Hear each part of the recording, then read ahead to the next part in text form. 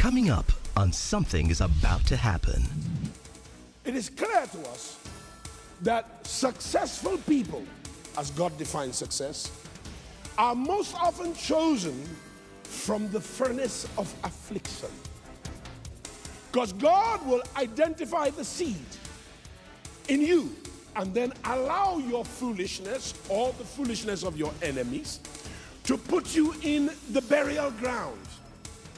And they will call it burial, publish your obsequies, but God knows that this is not burial, this is planting.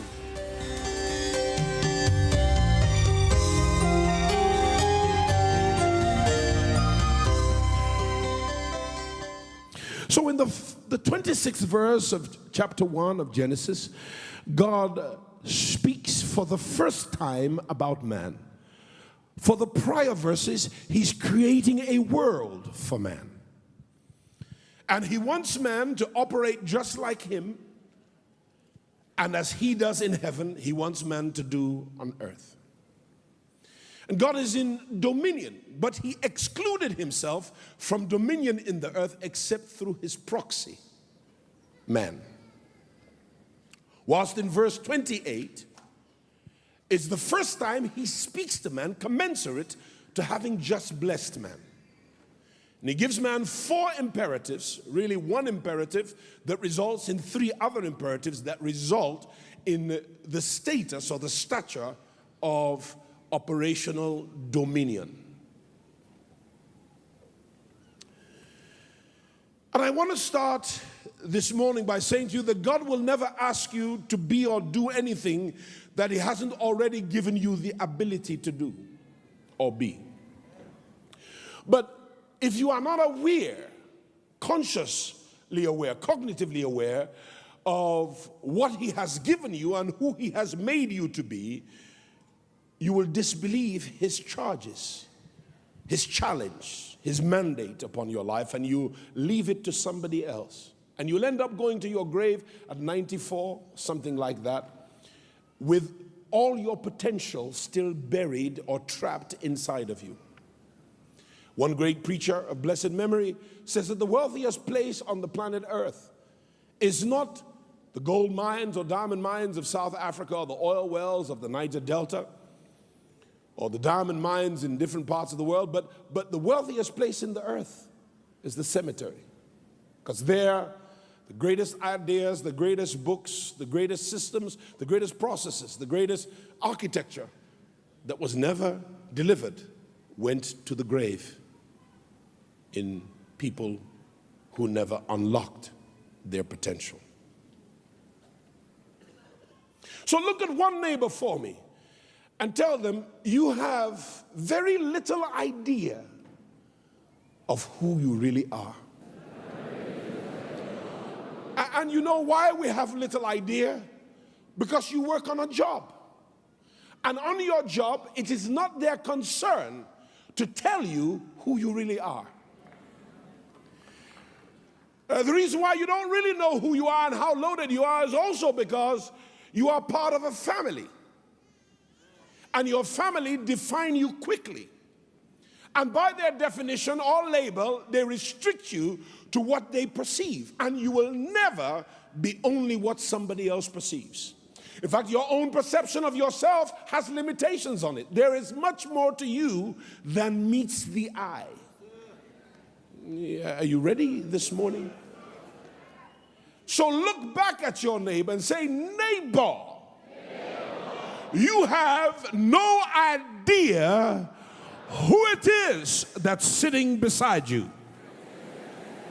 Yeah, just try the other neighbor and say exactly the same thing to him. Neighbor, if you only knew who it was that is sitting beside you, you would act completely different right now.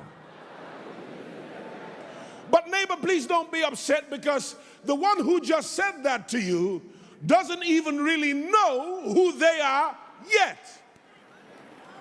And what we should be busy doing with ourselves is finding out who we really are. I want to introduce you to yourself in the course of all that we will do and say and teach and exemplify in the year 2018. Because the more you know yourself correctly, the more you will become your true self in Christ. There's a president here, whether it's of a blue chip, a multinational, a nation. There's a governor here, whether it's the governor of your unruly self till your self becomes ruly, or the governor of a great institution, or the governor of a conglomerate of institutions. There's a governor here. There is a wife here. I know you're 42 or 37 or 34 and you're wondering if the clock is going to keep on ticking by and marriage might pass you by. The devil is a liar. You don't marry a husband to become a wife. You know yourself first. You become a wife second, and then a husband comes to meet you at the altar third. You don't get money to become a millionaire. You become rich in your understanding of yourself, and then wealth will pursue you.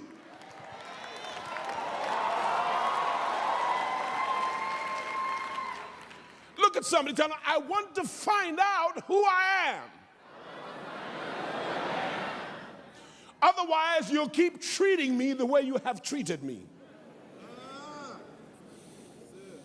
So my counsel this morning is, please, whilst you relate to people, be careful that you do not absorb everything they say unless it lines up with what God said in Genesis 1:26 and Genesis 1:28.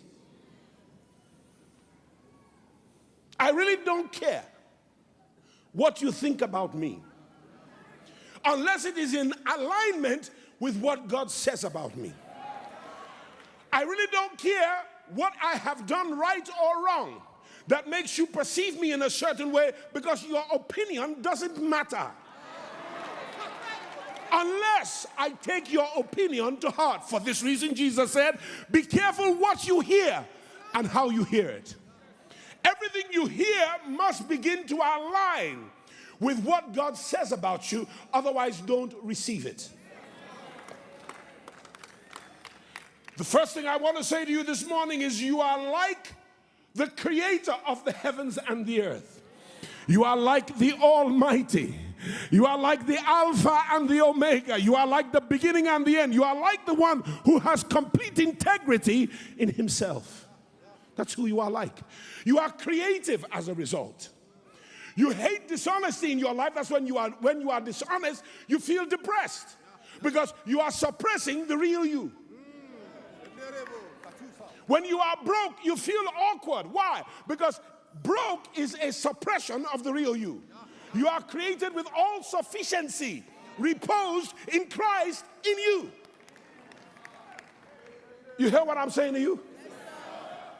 You a dangerous motor scooter, man. If you don't believe it, say nothing, but if you do, look at it and say, neighbor, you have no idea who you're sitting beside. Wife, when you get home, look at your husband when you're lying in the bed and tell him, honey, I just want to give you a revelation. You don't know me.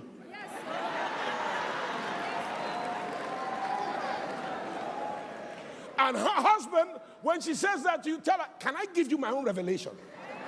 You have absolutely no idea who I am. That's what makes marriage wonderful. Because the man you married yesterday is not the same man of today. He is progressive. He's becoming finer, more glorious. He's becoming more endowed. He's more imbued. He's more articulate. He's more of everything. Good.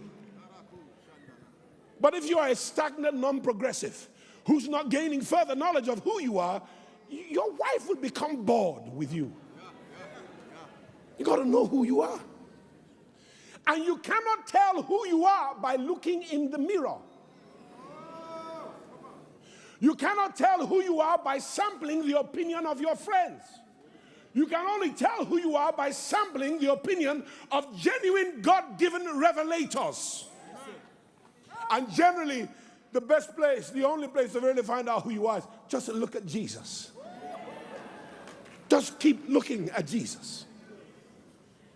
He is the proper reflection of your real persona, your real character, your real integrity, your real capacity, the real potential of your competence.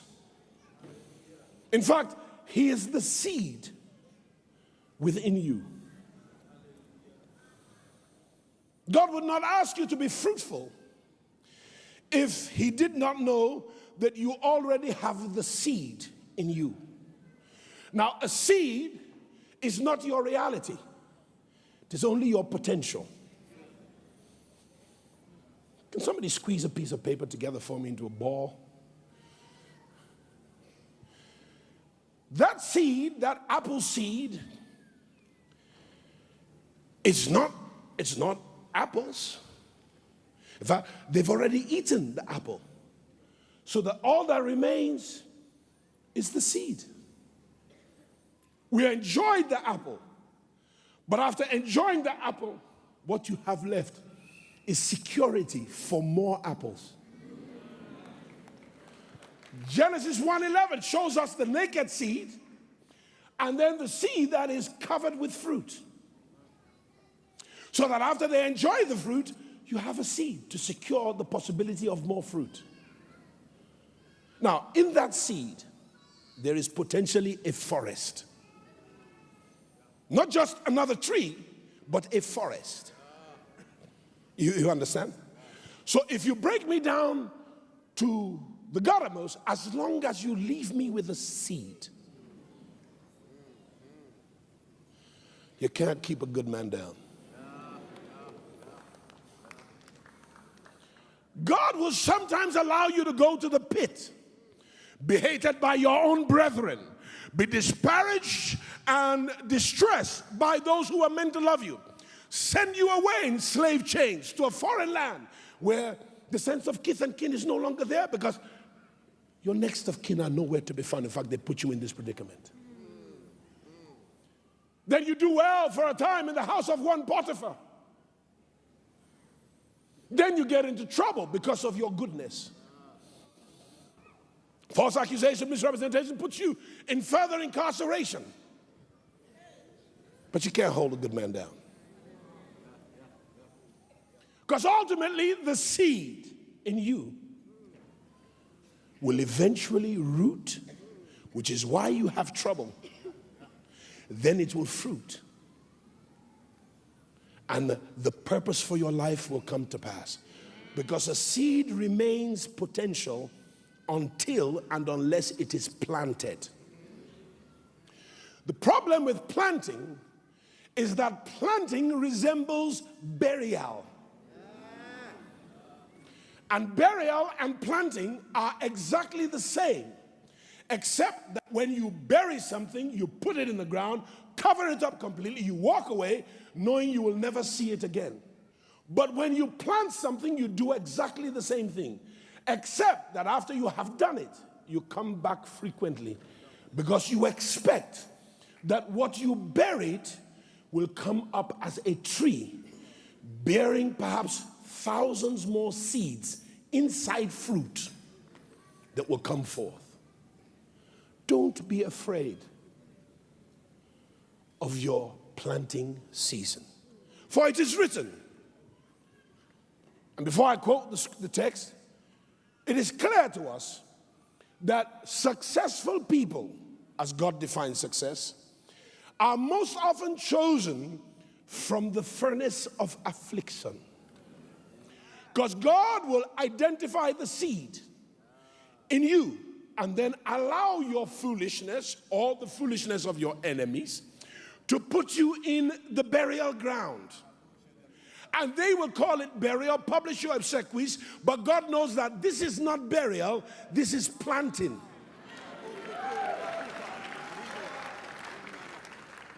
And that when the process of development has now made you ready for your purpose, your destination, that the tree will come up and out from a seed, a little seed. I was looking at my mother the other day. I said, Mommy, look at what came out of you. Look, behold. Then I stood here, and to myself I said, behold, what was a seed before? When I was in the seedling stage 35 years ago, 34 years ago, I had the potential of what you see today, but I did not recognize it, believe it, or realize it. House of the Rock is no longer my potential. It is now my expression, and yours too. My potential, I don't fully know yet. I am knowing. Potential that has been expressed is called expression. Potential that is not expressed is dormant, it's latent. What I'm after in you today is your potential. And you may have believed a lie that what God has been nagging at you for, that you don't have the potential to deliver it. The devil is a liar. Your potential will certainly become your reality. If you don't believe it, please just sit there, act important, cross your legs, stitch your two lips together, and act like you're refined. But if you do believe it, just help me and warn about 7 people in your own way and let them know you have to watch out for me. I don't care where you put me, what you think about me, or what you say to me. I need you to just know that you have to watch out for me. Yeah, sound like Joseph talking to his brothers, or like David speaking to Eliab at the battlefront before he took on Goliath. Please understand, my friends, the affliction is the soil into which the seed is planted. Joseph did not begin to bring forth in his father's house because he was not planted. But when he became planted in the soil of affliction, he began to bring forth his greatness. That's why James, the apostle, warns us in James chapter 1 and verse 2. James warns us and says, count it all joy when you fall into diverse trials. The word temptation there means trials, tribulation, trouble. Yeah. In other words, the trouble that has come upon you hasn't come to hurt you. It has come to break up the seed. Because except a kernel of wheat falls into the ground and dies, it abides as it was, alone. But if it falls into the ground and dies, it will bring forth much fruit. And remember, seed is always in the fruit. Those seedless grapes, they are GMO. You understand? Anywhere there's fruit, there's seed, because God always believes in sustainability. Anytime there's fruitfulness, there's seed to perpetuate, to proliferate, and to sustain. Don't be afraid of your trouble. I wish I could preach that, but that's not my drive today. And so I want to talk to you about leadership for a few moments. In the course of the rest of my time with you this morning, I'm going to share with you 4 styles of leadership, 4 types of leadership. And whether you like it or not, or realize it or not, you are a leader. You are either leading whoever you are leading backwards, forwards, or sideways. And you say, well, Pastor, I'm not leading anybody. I'm only a 12-year-old. You are a leader. You are leading a complex system called you. And when you master the leadership of yourself, then you are entitled to lead others. That leadership must be purposeful, must be according to divine design, and it must be that which leads you to a definite, divinely ordained destination. So let's talk about leadership. Some places that you are to go to in life, you cannot get there by yourself. And today I'm going to underscore the importance of having a team.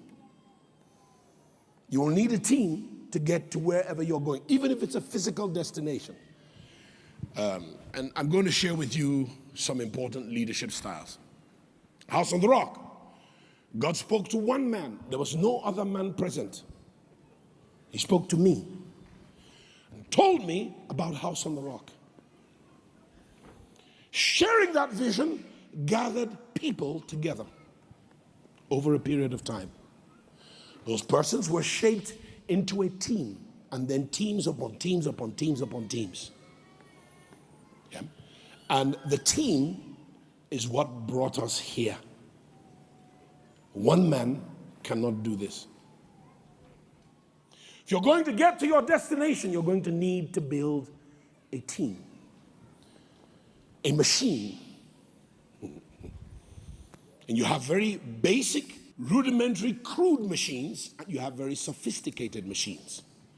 The more sophisticated the machine, the more deliverables it will have, unless you put a 5,000 naira brain on top of $5 billion equipment. You will only get 5,000 naira value out of it. Save that for next year. I got to the Rock Cathedral this morning,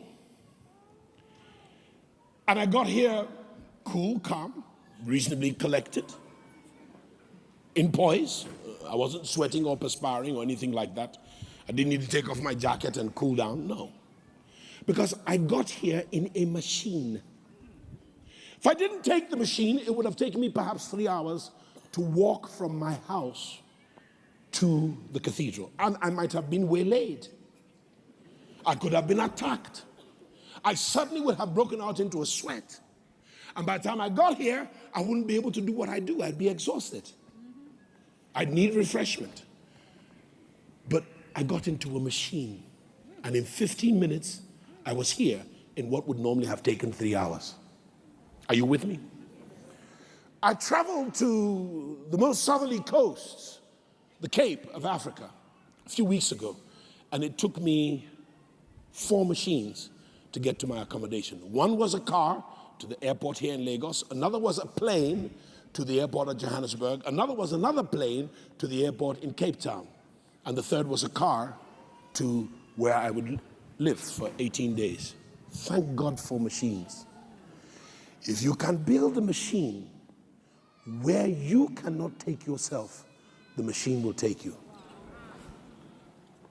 You can't run as fast as a cheetah, nor fly as high as an eagle, but you can build machines that will outfly them and outrun them. I want you to become a machine builder. Otherwise, your dream will become frustrated by the limitations of your person. You get much more value together than you can get out of yourself. And any real team has sustainable value for all the components of the team. So let's start with the first type of leadership style. And the first 2 are not good. They have some value, but they're not good. First, the trainer. The trainer is the guy or the gal who loves to teach discipleship classes, ideas, rudiments, fundamentals. They teach very well. They teach the how-tos excellently. But they cause frustration in the team or in the membership or in the congregants for the simple reason that whilst they train, they do not provide opportunity for those who are trained to express what they have learned. So you can find churches in Nigeria where they have great teachers, but they stay at 100 members, 200 members, or they never come to their full potential because whilst they give tutelage, they do not give opportunity. So the people are frustrated because they've learned how to do stuff, but they don't have the opportunity to test what they know. At House on the Rock, that will not be the case unless you are a lazy stegomaya. There's so much opportunity here in the ministry. And so the trainer causes frustration. And a trainer is not a bad person. They normally make a great component or accessory to the team. But a trainer as your leadership style is not going to produce progress or real development. Theory does you no good except to puff you up. The Bible says knowledge puffs up. That's what knowledge does. But knowledge that is put into practice, by the time you practice with all your knowledge, you will be humble. You'll find that everything you learned in the classroom is not exactly how it is in real life. Bible says concerning Jesus that the master, he learned obedience through suffering. But he knew everything about obedience before he came here. But it still said he learned it through practicality. You understand? So yes, please be a trainer, but don't be limited to being a trainer. There's more to progressive and productive leadership than just training.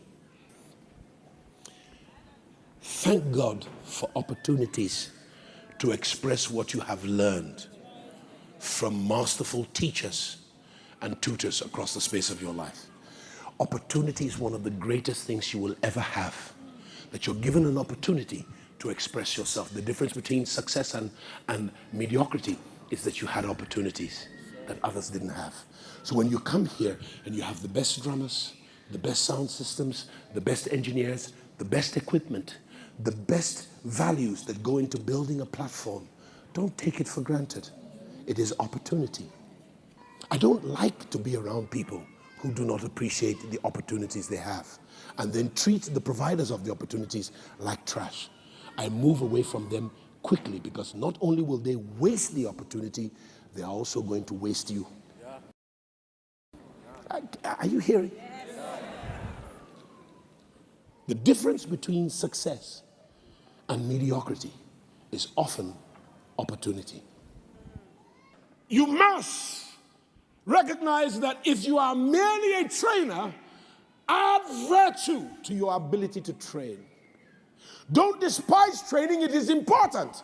But in and of itself, it cannot deliver the progress or the productivity that we were commanded to bring about in Genesis 1 and verse 28. Frying chicken is good, but you need to know how to balance the books. You need to understand sales and marketing. You need to understand order organization and how to develop your human resource components and capacity correctly. The second style of leadership, in fact, let me say to you that Moses was a great leader. Same with David. In Proverbs 13, verse 12, the Bible says, hope deferred makes the heart sick. When you have people around you who hear a vision, share a vision, but for some reason, they can never practice or put into play what they're hearing so they can fulfill the vision, their hearts become sick. Yeah? But Moses and David were great leaders because they were able to attract great men and lead great men. A weak leader is a fellow who runs away from great men and doesn't seek to attract them. You understand? But when the folk you are developing and preparing are able to succeed you, you are a Moses, and look at who is with you, Joshua. Joshua, in principle, in some ways, was a stronger man than Moses. But Moses was able to lead him because there was much more to Moses than training. Moses was able to give Joshua something to do, a battle to fight. If you have great men and women around you and you don't give them something to fight, they will become frustrated. Because all that energy of knowledge has nowhere to express itself. Expression, or rather knowledge without expression, is equivalent to depression. You get it? So a great leader is always able to provide opportunity, not just training. In other words, they must have somewhere, an outlet to express what they have. Second style of leadership is the isolator. The isolator is the guy who says, I just want to play the piano. I don't care what piano it is or where you ship it from. I don't care whether there are any sound systems or whether there's acoustics to the sound systems. I don't care whether there are any ushers. I just want to play my piano. I just want to preach. I don't care what else happens. I just want to preach. He's isolated. Because what he wants to do in isolation of all the other things that need to be done. Hallelujah. There's much more to the experience of coming to House on the Rock than a preacher or a worship leader. Your experience starts when you see the publicity. It continues when you enter the parking lot. That's why if the protocol or the rock police or the ground force mistreat you, I want to hear about it. Say that again. And if you mistreat them, we will hear about it. Because your experience is what we're after. It's not just the word you come to hear. It is the experience in which you receive the word. You understand? The experience is important. Don't just sell your product, present it in an experience. Which is why the isolator has challenges. Because he just wants to do what he does in isolation to all the other things that he needs. He wants what he wants, but doesn't service the things that he needs to be excellent at doing what he does. A picture can look hopeless by itself, but put it in a nice frame, it becomes a piece of artistry. Are you with me? The third type of leader, he's the one I like, but he still has some limitations. He's the gladiator. He's the guy who can kill lions and bears. Show him a city, he'll say, I can take it all by myself. Put him in the Colosseum, he'll fight lions and bears and kill them. But the problem with the gladiator is that he can only do that for so long. He's like the footballer. They can score goals, they can make plays and all that, but by the time they get to 35, they have to retire. Because you can't do it forever. However, because he's interested in the conquest but not in the process, he limits his possibility and only will go a distance in his journey. He'll never get to his destination. Because whilst he's a great conqueror, a great gladiator, his only penchant is conquest, not process. And what he causes in his teams and a group of leaders is a lot of frustration. And the gladiator often has what we call meltdown. You know what meltdown is? Look at me, you'll find out what a meltdown is. Yeah. Meltdown is when I want something done a certain way and they don't do it a certain way. How dare you? And you wonder, that's Pastor. Just had a meltdown. You know why? Because I'm there busy shouting at the guy, why did you get it done? You got it wrong. Why would you do that? You and your mother. And they're wondering, what did you want us to do? Some of you should have known what you were supposed to do. You should know what you're supposed to do. You shouldn't be here if you don't know what you're supposed to do.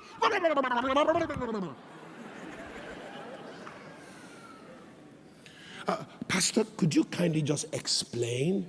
You never told us exactly what you want us to do. So the gladiator expects that you get knowledge by osmosis. That you have telepathic retention of truth. And that you know the vision the way he knows it because you are next to him. You should know it. He doesn't take the time for deliberation, for education, for training, for processes. He doesn't take the time to do that. And he's busy charged by the energy of his calling and his mandate, and he wants to go for it. Gladiators die young. Because when they run out of their own capacity, they have not built machinery to sustain what they carry. So David could kill giants. David was a gladiator. He could kill giants any day of the week.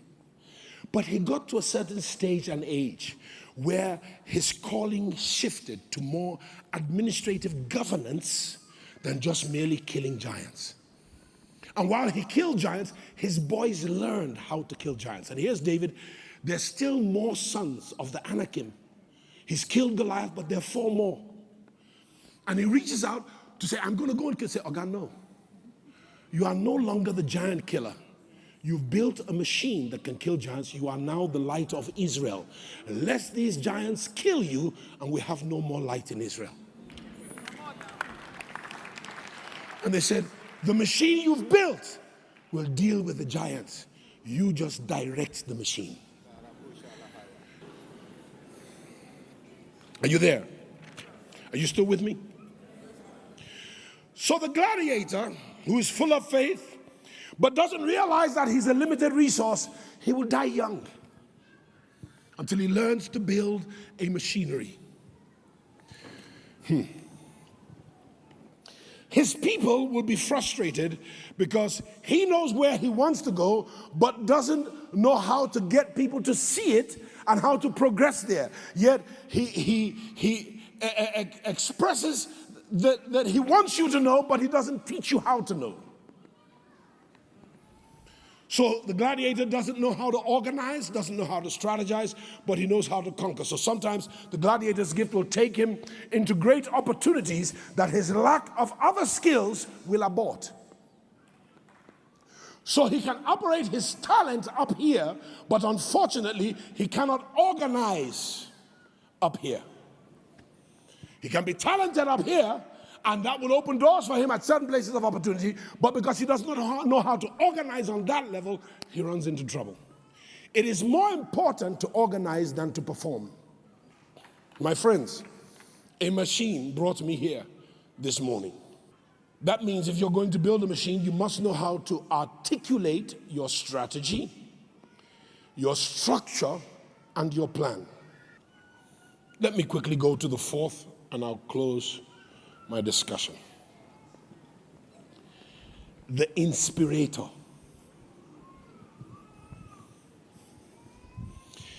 The word inspirator comes from the root word inspire. Inspire is basically two words in its etymology. Spire and in.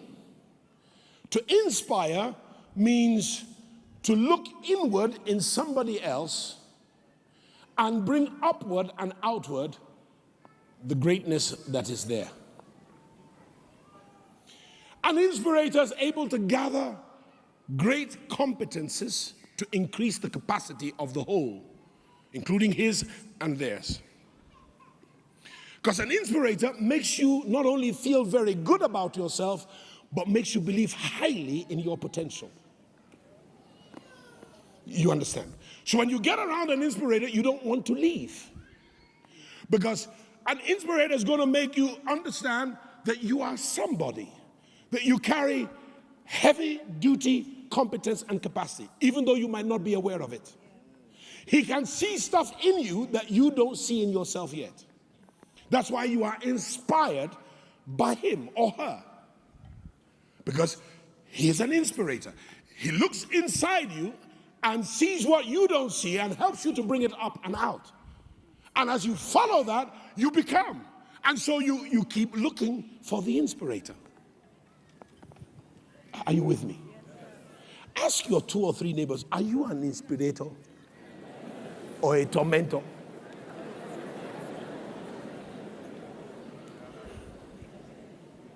See, some people are naturally gifted as inspirators, but inspiration is not the preserve of those who are naturally gifted. You can become an inspirator.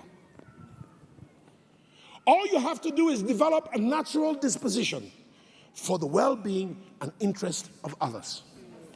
So, take a little more time to look and study their potential, their opportunities, their gifting, because people do not see themselves well. You often need somebody to help you see yourself. You understand? Now, when you have the combination of a gladiator inspirator, you have a David. Nobody runs away from people that inspire them. Instead, people run to those who inspire them. Because they want to come into tune, they want to come into touch with who they really are. They attract others, and the others that they attract become components in a machinery that resolves possibility for all of them put together. And the Inspirator helps you to see what is in you so that you never really saw it before, but now you can believe in it. And so, one of the things you must do if your leader is not an inspirator, ask your leader, where do I fit in your vision? Who am I in your plan? What is my role? Where do my gifts fit? You will help the trainer, the gladiator, and the isolator to recognize his own responsibility to show you where and how you fit. Who am I on the team? How do you bring rivals together? The greater your ability to inspire, the greater you must learn to attract stronger men than yourself. A man with a big ego normally cannot attract strong men because everything around him has to be weaker than him. But a sign of true inspiration is the ability to gather others who are sometimes greater than you, but they don't have your inspiration, so they don't gather. They are what we call vertical apostles. Everything around them must be under them. And they normally also die early because they make mistakes because they don't have association that can call them out and tell them off. Then the horizontal leader is the guy. He's not practical. He has great theory, so he's not intimidating to anybody. But the best leader is a cross. He has verticality, he has horizontality.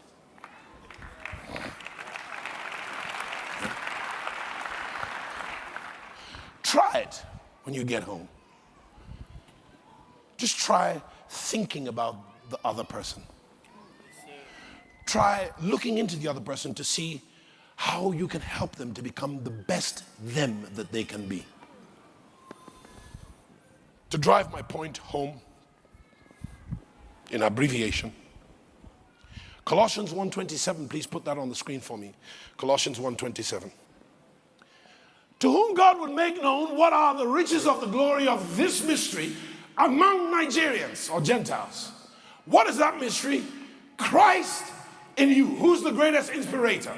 Who's the greatest gladiator? Who's the greatest trainer? Who's the greatest at what he does? Jesus Christ.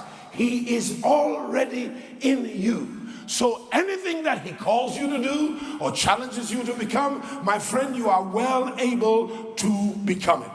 However, according to Ephesians 4 and verse 16, Ephesians 4 and verse 16, the body only edifies itself and grows up into all its possibility when it is jointly fitted or compacted together, and then it edifies or builds itself up into its possibility in love. And the way Paul writes that is, from whom the whole body, that's from Christ the head, the whole body fitly joined together and compacted by that which every connection supplies, according to the effectual working in the measure of every part, makes the increase of the body unto the edifying of itself in love. So you must learn how to build a machinery. A key component of building machinery is inspiration, where it's not about your ambition, it is about the common interest. And it doesn't really matter who leads.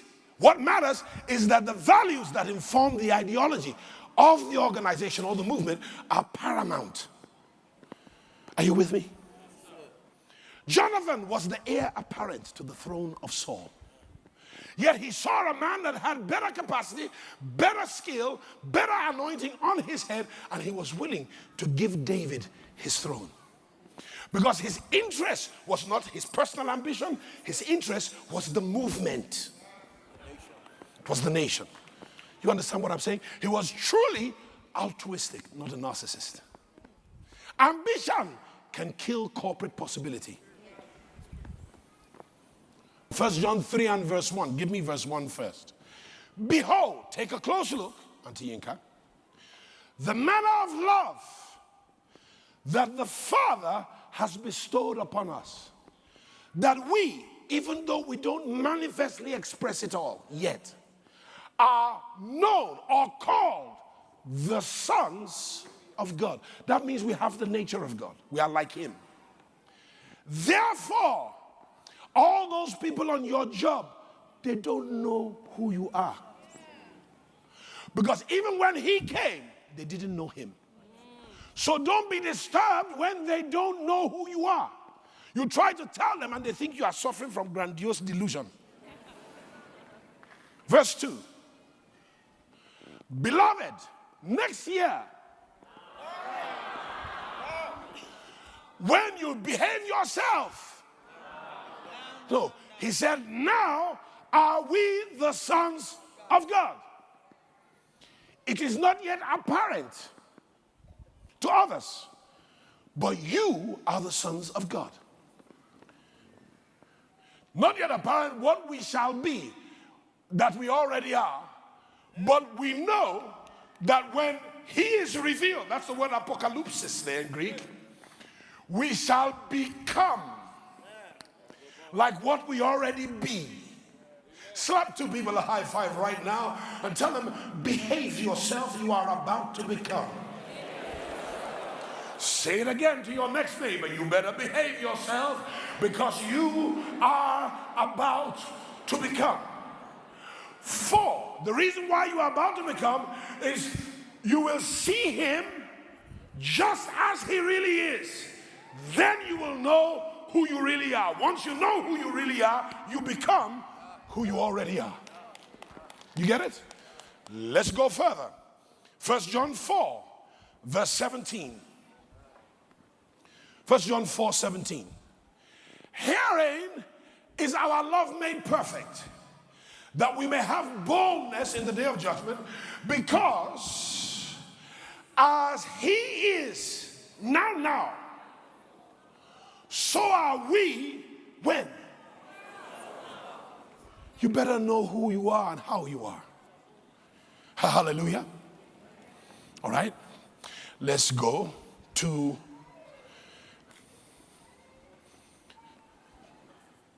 Second Samuel 21 from verse 17 to verse 22. But Abishai, the son of Zeruiah, succored him and smote the Philistine giant, it's a giant, and killed him.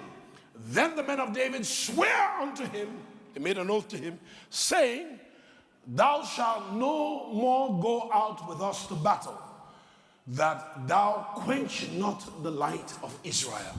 You know why? David had killed giants all his life. And now there were some remaining giants, and David wanted to go out to kill them. But the boys refused for him to go. They said, you've built a machine. This machine will deal with the giants. We need your wisdom, your experience, your knowledge, your closeness to God. You're the one that God speaks to as it concerns us. Verse 18. And it came to pass after this that there was again a battle with the Philistines at Gob. Then Sibbecai, the Hushathite, slew Saph, which was of the sons of the giant, another giant. And there was again a battle in Gob with the Philistines, where Elhanan, the son of Jaireh, Oragim, at a Bethlehemite, slew the brother of Goliath the Gittite, the staff of whose spear was like a weaver's beam. Verse 20. And there was yet a battle in Gath, where was a man of great stature that had on every hand 6 fingers and on every foot 6 toes, 24 digits in number, and he also was born to the giant. Verse 21. And he defied Israel. Jonathan, the son of Shimeah, the brother of David, slew him. Look at this. The machinery is taking on all the giants. The machinery. Why? Because David did not just tell them where he wanted to go. He taught them where they needed to go. And he taught them how to do what he used to do and gave them opportunity to fight. Don't teach me without giving me an opportunity. You will become. But you have to behave yourself. That means be fruitful. What we've taught you today is multiplying and filling the earth through machinery so that the earth will give you back dues. Hear this carefully. Find your fruit, it will reveal your seed. Plant your seed, it will become fruitful. Once it is fruitful, you can multiply. If you can do 12, you can do 120. If you can do 120, you can do 1,200. You have an economy. How productive is it? What's your GDP? Your own personal GDP. How much have you multiplied? How much have you replicated? You could be a great one, but until you replicate your values, your capacity, and your competence, you are one. You are one. But if you can replicate, you are many. Many can do much more together than one. In fact, when you put many together, 1 kills 1,000, 2 does not kill 2,000. Each person goes to the quantum of 500%. Because 1 will put 1,000 to flight, 2 will put 10,000 to flight. That means the 2 now have 5,000 benefit where they only had 1,000 benefit. You understand? So common interest is powerful. We have work to do, my friends. And I need you in our machine. And by the time I finish building this machine, and Salem build their machine, and Godman Akinlabi builds his machine, and Kochu builds his machine, and XYZ build their machines. God will help us to bring all the machines together into a bigger machine. Tell me, what antithetical institution or organization, from wherever it comes, will be able to stand against that machine? My friends, please build your machine. Your marriage is a machine. Your family is a machine. Your community and circle and clique is a machine. And then let's amalgamate the machinery by a divine design. And that machine is perhaps the only hope for delivering Nigeria. I rest my case.